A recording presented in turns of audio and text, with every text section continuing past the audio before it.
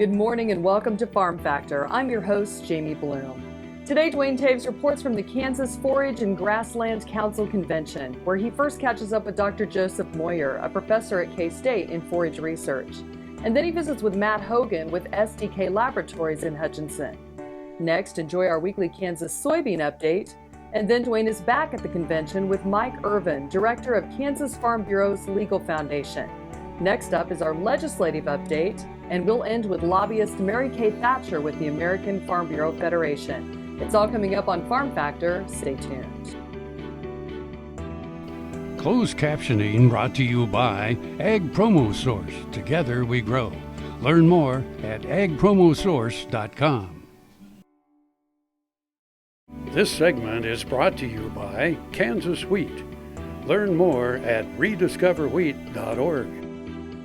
Welcome to Farm Factor. Duane Toews starts us off today with Dr. Joe Moyer, who talks about his research with Bermuda grass and tall fescue. Duane Toews joining you once again for Ag AM in Kansas, while at the Kansas Forage and Grassland Council annual meeting and winter convention in Manhattan. A chance to catch up with Dr. Joe Moyer with K-State. And Dr. Moyer, we talk about your opportunity to visit about some of the research that's done on forages here at Kansas State. Give us a little synopsis of what you shared with the growers today. Okay, well, I shared what we're doing in southeast Kansas because that's what I was assigned to do, plus that's what I've been the most familiar with for 37 years, and are in that area where we can grow Bermuda grass and also tall fescue.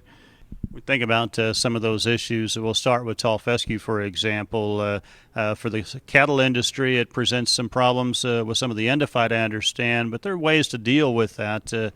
Tell us a little bit about what some of the research has shown for your area. The endophyte, which, by the way, that means simply within the plant because it's a fungus, and it produces a ergot-type alkaloid, which is toxic, and it does affect the animals. As a vasoconstrictor, that means the blood circulation is cut down, and this causes problems in the winter with fescue foot, in the summer with summer slump. At first we thought we wanted to get rid of the endophyte, and it can be done, but then they found out that, well, the endophyte has some benefits. It developed with the plant, and it does benefit the plant to some extent. So through some work in New Zealand, they found out that these endophytes varied quite a bit.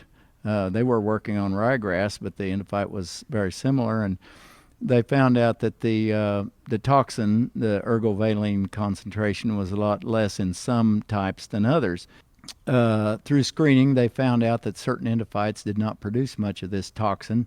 And so this has been the emphasis of several of the companies is let's take our varieties and let's find one of these endophytes that are non-toxic, and let's insert those in and maintain the viability of the endophyte until it can produce a seedling that'll be infected, and then we'll get the benefit of the endophyte and yet not have the downside of the toxin.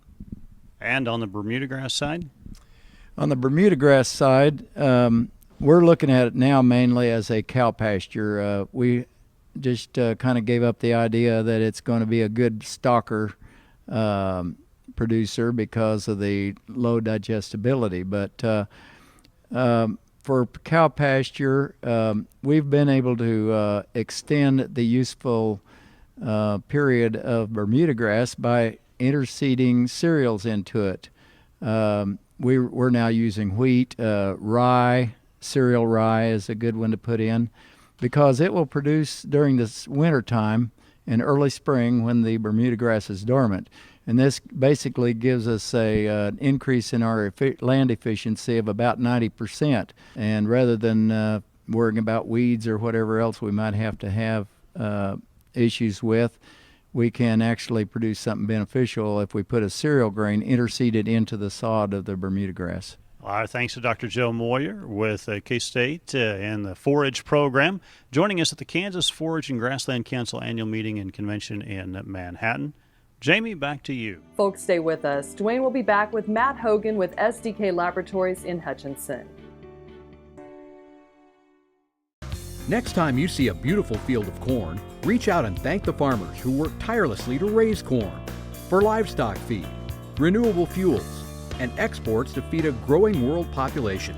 The farmers on the Kansas Corn Commission work for Kansas Corn with grower-funded checkoff dollars that support foreign and domestic market development, research, promotion, and education to expand opportunities for Kansas farmers. To learn more, visit kscorn.com. Buying a car shouldn't be this hard. And at Brown Chevrolet Buick in Wamego, it isn't. It's actually awesome. Whether you want a new or used car or truck, Toby's team can make the deal. Even if you want to custom order a new car or truck, Toby's team can make the deal. See Toby's team at Brown Chevrolet Buick in Wamego. We're awesome. Ag AM in Kansas brought to you in part by Kansas Corn. Learn more at kscorn.com. We're back. Let's join Duane and Matt as they discuss the digestibility of different forages.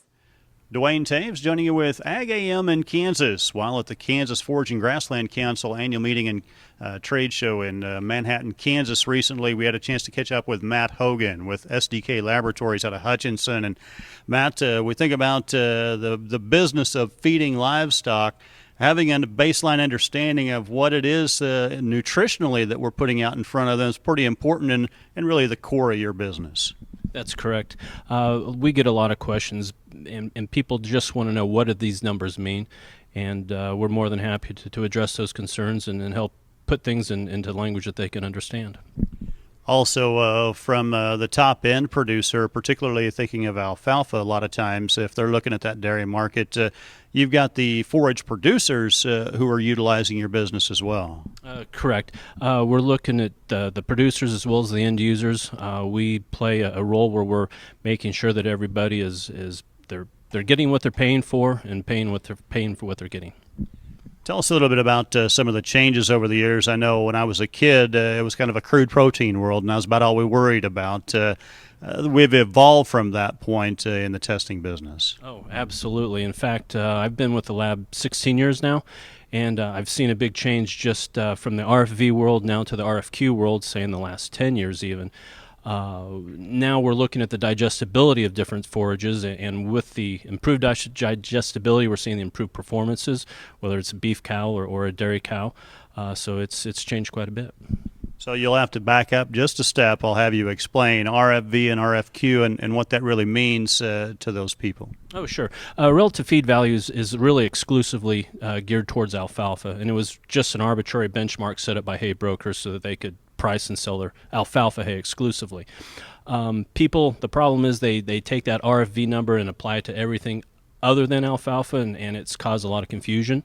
The RFQ, or the relative feed quality, takes into several variables that the RFV score did not, and because of that, we can apply that across the board to different types of feeds, and basically the difference boils down to the digestibility of the neutral detergent fiber.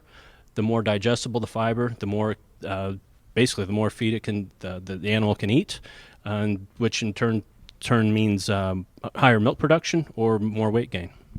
We think about the opportunities, the chemical analysis and all those different things. Some of those tests have changed through the years, but it gets back to if a quality sample doesn't show up at your shop, it's hard to get valid numbers for a very significant pile of hay, if you will. How do you get a good representative sample of something that you have tons of, and I'm only going to use maybe a half a gram? So it's absolutely imperative that we get a good quality sample, and then the lab in turn uses good practices to make sure that we're not biasing the sample in any way and affecting the results. Well, our thanks to Matt Hogan with SDK Laboratories out of Hutchinson, Kansas, joining us at the Kansas Forage and Grassland Council annual meeting and winter conference in Manhattan. Jamie, back to you. Thanks, Duane. Next up is this week's Kansas Soybean Update. Don't go away. Kansas Farm Bureau, the voice of agriculture, represents grassroots agriculture. The state's largest and most powerful farm organization stands up for its members through leadership development, agriculture education, legal defense, environmental advocacy, farm safety, and risk management. Members also enjoy money-saving benefits. To join our organization today or to learn more, go to www.kfb.org or find us on Facebook and Twitter. Welcome back to Farm Factor and the Kansas Soybean Update. This is the Kansas Soybean Update. It's brought to you by the Kansas Soybean Commission. The Soybean Checkoff, progress powered by Kansas farmers. Doug Shoup, who serves as the chair of the Kansas Soybean Yield and Value Contest, joins us. And Doug, the results are in, and it was an outstanding year once again for those who participated. That's right, Greg. We had actually a really good yield across the whole state for all of our soybean producers. I think our final state tally came in at around 37 or 38 bushels per acre. And I think as a result of that, we had our highest participation ever in the Kansas Soybean Yield Contest. We had 54 entries that submitted for the yield contest, and even on the quality contest we had 26 entries into that section as well. And so both of them were record participation this year, and I do think it's a reflection of actually how good the overall crops were across the state of Kansas. Now, looking at some historical data, actually this is the 20th year since the yield contest has been resurrected in 1996 by Gary Kilgore. I looked at some data. Overall state average has only gained about 5 bushel, but our elite soybean producers that enter into the yield contest have gained 12 bushels per acre over that last 20 years. And so really we've got the cream of the crop that enter into this contest. Our overall this year for our dry land winner, we had the overall winner for the state was individual Jason Taylor from Doniphan County, raised a yield of 86.03 bushels per acre on dry land. That was 5 acres of dry land soybeans that made over 86 bushels per acre. So he was our dry land winner. The overall irrigation winner and the state overall high winner was Richard Seck of Reno County, and he had an overall yield increase or overall yield of 96.49 bushels per acre. So excellent yields. However, we're still holding out for that, or we're still waiting for that 100 bushel per acre yield that we're expecting out of our yield contest. So in addition to the yield contest, we have also a quality contest that we conduct with the Kansas Soybean Association. This year's winner was from Saline County. It was Mark Pettyjohn of Kansas Jag Limited. He had an overall premium on his soybeans of an additional nearly 65 cents per bushel, and that was due to higher oil and higher protein content, and shows really the quality of the soybeans that we can grow here in the state of Kansas. Well, Doug, as always, we appreciate your time. You bet. I look forward to another contest in 2016. That is Doug Shoup, K-State Research and Extension Agronomist for Southeast Kansas, and serves as the chair of the Kansas Soybean Yield and Value Contest. He's been our guest on the Kansas Soybean Update. It's brought to you by the Kansas Soybean Commission. The Soybean Checkoff, progress powered by Kansas farmers. Learn more at kansassoybeans.org. For Kansas Soybeans, I'm Greg Akagi. Hope you enjoyed this week's Kansas Soybean Update. After the break, Duane visits with Mike Irvin about minimizing an operation's legal risks.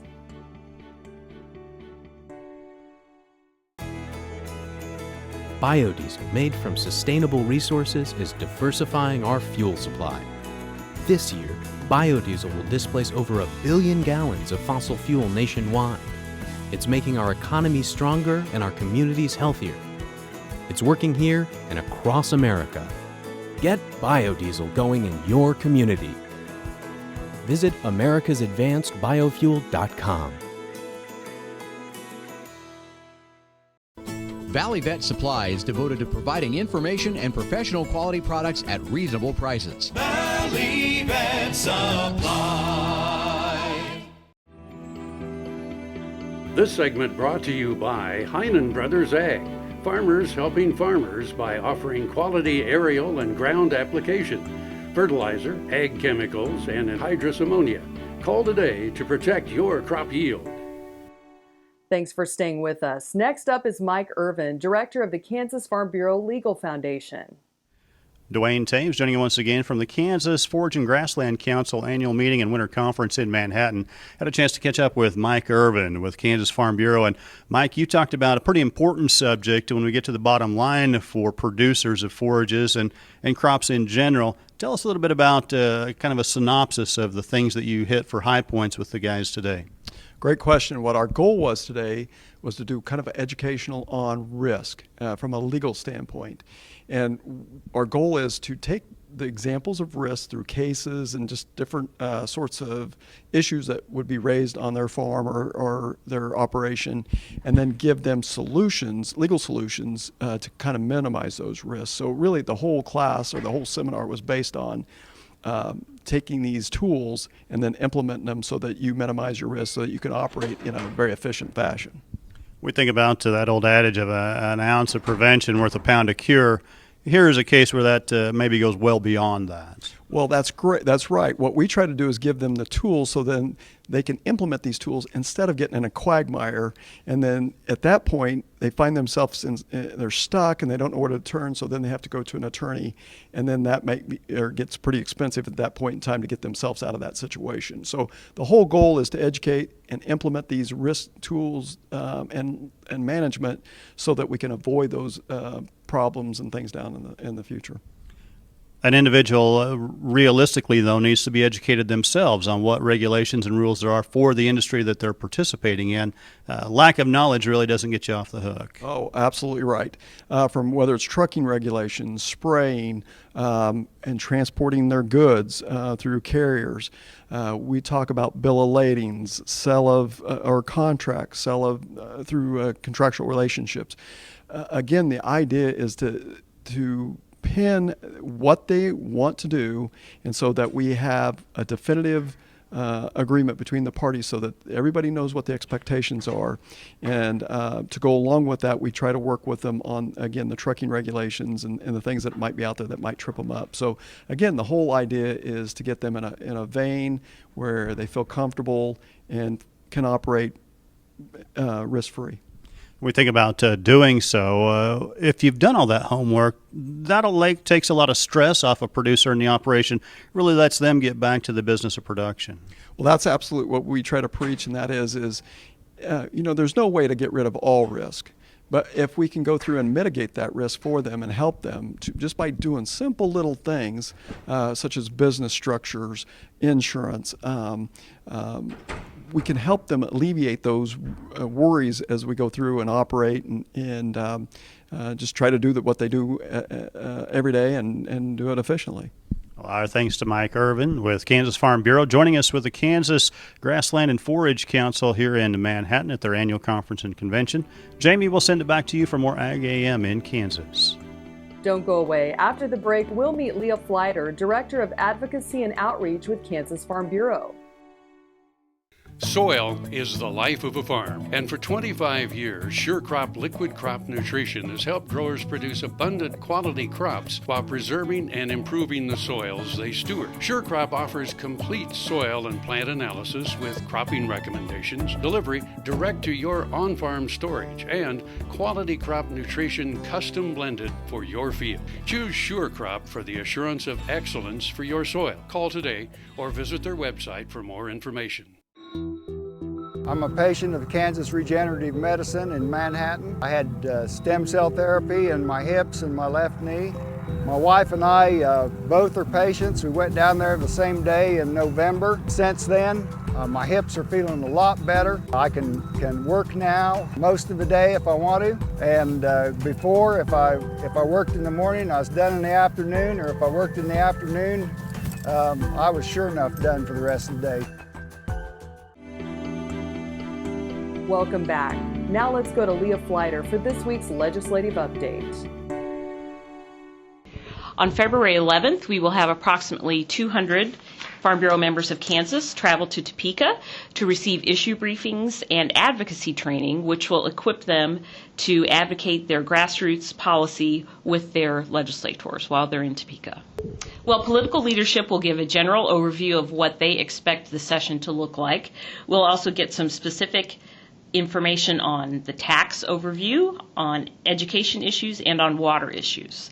Members will also have a chance to attend committee hearings that are going on in the afternoon at the State House. That's always a good way for people to get educated on the process and really see how the legislature works on a daily basis.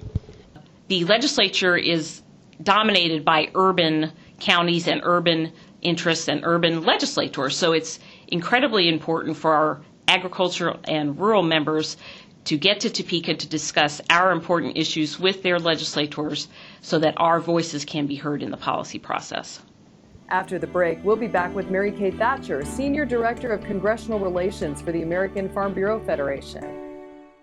Ag Promo Source is a unique group of marketing specialists with one mission: help your ag business grow. Each affiliate has their own area of expertise, and they work together to bring you advice, products, and services. To get started, visit agpromosource.com. Ag Promo Source. Together we grow. This segment brought to you by Kansas Farm Bureau, the voice of agriculture. To join today or for more information, go to kfb.org or find us on Facebook and Twitter. And now for the National Legislative Update with Mary Kay Thatcher. My name is Mary Kay Thatcher. I'm the Senior Director of Congressional Relations for the American Farm Bureau Federation. Work on lobbying issues in Washington, D.C., trying to affect members of Congress and how they vote, and the administration and how they set regulations. We're back in full swing in 2016 with both the House and the Senate back in session. The Senate Ag Committee actually made some progress earlier on reauthorizing a child nutrition bill, talking about school lunches. That was something that we hoped to be able to accomplish in 2015, and we just ran out of time. But it'll probably be one of the few things that really the Agriculture Committee is able to accomplish this year. We also anticipate that they will look at the Commodity Futures Trading Commission. That's another bill that has needed to be reauthorized and updated, hopefully done in 2015, but I think we'll see that in very short order too. Other issues are going to be more difficult. One of the things that we were able to pass this year was to have the Senate vote that they did not support the Waters of the United States rule that the EPA has been pushing. That's necessary because the House opposed it last year, but we never got it to a Senate vote. Unfortunately, we also had the president that vetoed that legislation after the Senate and the House had both passed it. We do not have the 2/3 majority in either the House or the Senate to be able to override that presidential veto, so we're going to have to look for other ways. Fortunately, right now, we're okay on that issue because the courts have ruled that they cannot proceed until the courts allow them to do so. But we don't know how long that court ruling will stay, and so we're really trying our best to get Congress to do something. I'm not sure whether it's something we're going to be able to do as long as this president is in office, but we're certainly going to continue to send the message, and we think it's incredibly important that farmers and ranchers continue to talk about the impact that it would have on them at the local level and on their state. And we need to make sure that the House and the Senate continue to have votes on this issue, because the more pressure we can put on the president, the better chance we have of actually getting something done. Another issue that it's going to be a real uphill road for us this year is passage of the Trans-Pacific Partnership, the trade agreement that this administration just finished negotiating. It accounts for about 40% of the gross domestic product around the world, so a really big deal for us. 12 countries involved, and it would indeed open up our markets, give us a lot more access for exports. It's something that's very strongly supported by the Farm Bureau and virtually every other agriculture organization. Unfortunately, Senator McConnell, who is the majority leader in the U.S. Senate, has said he's just not sure this is something we ought to discuss until at least the lame duck session after the election in November. And Senator Hatch, who is chairman of the Finance Committee and also very important for this legislation because trade does go through there, has also said, yeah, I'm not sure this is the right time either. So a big uphill battle for us. I think one of our other big issues is that we have to remember to focus on conservative Republicans especially, people that in general do support trade, but right now some of them saying, yeah, I support trade, but I don't want to pass TPP just because I don't want to give this president any kind of support whatsoever. So not only do we focus on the people that we've had issues with before on trade, but people that are also on our side. And I think it is indeed a win-win situation for agriculture. One last thing I would throw out is that this will be a short year because about July 1st will be sort of our deadline on getting most things done, because both the Republican and the Democratic convention are in July, then you have the August break, and then you are right on the election season. So we've got about 5 more months to really accomplish what has to be done this year, and really important that we don't waste any time in the next month or so. Thanks for joining us. I'm your host, Jamie Bloom, and I hope you enjoyed today's show. See you next week on Farm Factor. We're here every Tuesday on Ag AM in Kansas. Closed captioning brought to you by Ag Promo Source. Together we grow. Learn more at agpromosource.com.